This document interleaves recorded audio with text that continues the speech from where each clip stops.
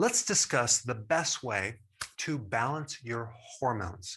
Now, this method is pretty expensive. I don't know if you're going to be able to afford it. It's actually free, okay? Because you are fasting and you're actually saving money while you're doing this. But believe it or not, fasting is probably one of the best things you can do for your endocrine system, all the different hormones, as well as a lot of other systems, including your autonomic nervous system, which I will cover in another video. Now, when they did the research with fasting, sometimes they used alternative day fasting, where you're pretty much eating what you want one day and then you're not eating anything the next day, right? I don't like that at all because you never really get into any type of adaptation. So it's probably pretty painful and hard to do because you never get rid of your appetite. And then you have the 5 and 2, which I also don't like, where 5 days a week, you're eating what you want, and then 2 days of the week, probably on a Saturday and Sunday, you're doing 500 calories. Again, you're not going to be able to adapt into fat burning too well, and you're probably going to suffer through those 2 days. Okay, then you have time restricted eating, which is intermittent fasting, where you have a certain window where you eat and then you don't eat for another window. So it could be, for example, 18 hours of fasting and 6-hour eating window, or maybe 20 hours of fasting and a 4-hour eating window. So I'm going to cover all the main hormones, but this right here, this hormone right here, this is where you're going to see most of the benefits. Okay, insulin reduction, insulin sensitivity, all that is improved when you do fasting. And if we look at the magnitude or the influence of reducing insulin on your entire body, as far as health goes, I mean, it's just off the charts as far as benefits. You decrease inflammation. Well, guess what that's going to do to your thyroid, which, by the way, 90% of all thyroid problems when we're dealing with autoimmune is Hashimoto's, and you're going to have a lot of inflammation. So just by reducing inflammation, you automatically improve the thyroid gland, okay? Diabetes, this is involving a gland called the pancreas, right? It's part of the endocrine system. And then you have insulin resistance, which is behind so many problems, including developing a fatty liver and gaining weight, and metabolic syndrome, which includes high cholesterol and high blood pressure. And like I said before, the autonomic nervous system. See, when you have high insulin and high glucose, your autonomic nervous system, which involves the flight or fight mechanism, the digestive system, the cardiovascular system, all of that is improved greatly when you normalize insulin. One side effect from a diabetic is autonomic nervous system dysfunction, especially in the digestive system and in many other systems, since the autonomic nervous system crosses over into a lot of different body systems. Okay, where do we start? Well, let's start with leptin. Leptin decreases when you're fasting, and leptin has everything to do with your appetite. So your appetite is going to go down. It's going to make it really easy to fast when you have no appetite. You hear rumors that fasting will negatively affect the thyroid. Really?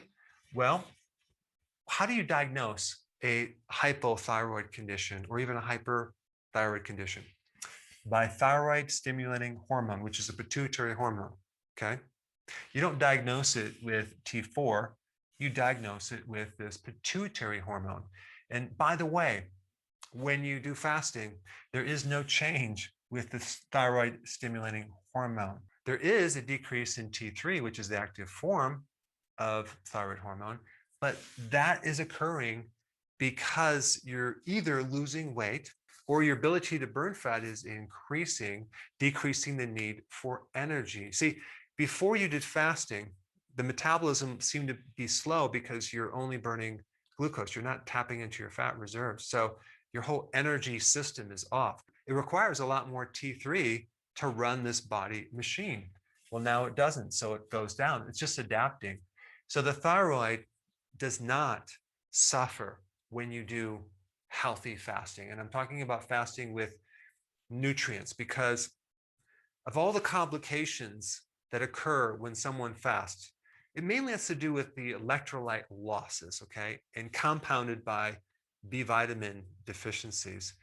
So as long as you have the sea salt, electrolytes, and B vitamins, you're going to definitely avoid a lot of issues. All right, the next one I'm going to talk about is androgens for females. But guess what? If you're a female, you don't want a lot of androgens because that's a condition called PCOS. You have too many androgens. So you get facial hair, you get alopecia, you lose your hair, you start having a deeper voice, you start gaining weight. So that condition actually is improved with fasting. In fact, what's really behind this spike in androgens is insulin. So when you do fasting, you lower insulin and you normalize androgens, and things start coming back into balance. With females, when you do fasting, there hasn't been any major change with follicle stimulating hormone or luteinizing hormone, the two hormones that come from the pituitary that come down to the ovary. Those two hormones are not affected by fasting. And then we have estrogen. There doesn't seem to be a lot of change with estrogen when you're doing fasting. Now, what about in some of the mice studies? Okay, they show infertility. Well, there's really a lack of evidence of infertility. There has been a loss of the menstrual cycle for a period of time.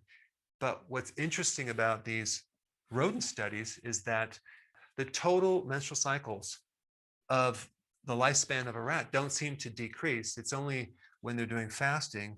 So apparently that menstrual cycle just continues a little bit longer in their life. There hasn't been any evidence to show that fasting causes infertility in human bodies. All right, now what about testosterone in men? Some studies show that it does decrease, but with no loss in strength. But in other studies, it does show that it will increase luteinizing hormone by 67% and increase testosterone by 180%. From my knowledge, working with tens of thousands or even hundreds of thousands of people worldwide, I have not seen a negative problem with testosterone in men at all when they're doing fasting. Let's now get into cortisol. Okay, here's another misconception. You'll see little articles that will talk about the negative aspects of fasting because it's going to increase your cortisol and you're going to be stressed out. The first thing you need to know is that if cortisol does increase, you're not going to then be stressed out because cortisol is a hormone that responds to stress. It doesn't cause stress. It just causes the body to adapt to stress states. And cortisol is a counter-regulatory hormone. So in other words, when you stop eating sugar and your blood sugar goes down, cortisol is mobilized to increase your sugar to a certain level. But if you're increasing your cortisol temporarily from fasting, okay, and not chronic stress, what is interesting is that there's two different receptors for cortisol, okay? One receptor that's involved with stress and another receptor involved with other things that might trigger cortisol. And so apparently when you're doing fasting and you have an increase of cortisol, the effects are not bad. The effects are not the same as a stress response. And that has everything to do with what that cortisol does with the receptor and the different effects that that receptor will then create. But if you want more information on that topic, there's a real interesting dialogue by Dr. Mark Madison, okay? And I put that link down below where he talked about that. He's a researcher in this area, in the topic of fasting. Now, what about growth hormone? Well, guess what? Growth hormone will increase. And that's a good thing because growth hormone is all about repair. It's about muscle. It's about increasing your endurance. It's about healing. It's an anti-aging hormone, and it's also a fat-burning hormone. It's going to help mobilize fat as fuel. What about prolactin? Okay, well, there's apparently no change with prolactin. And the two other things I want to mention in this video is number one, fasting greatly improves your circadian rhythms. It improves certain timing flows in your body. And with that comes along a lot of different hormone flows that are set up on a timing mechanism. So just by the fact of improving your circadian rhythms, you're going to improve your hormones overall, or at least balance these hormones that have been out of balance, probably because of this, too much insulin. Last point I want to bring up is your gut microbiome greatly improves when you do fasting.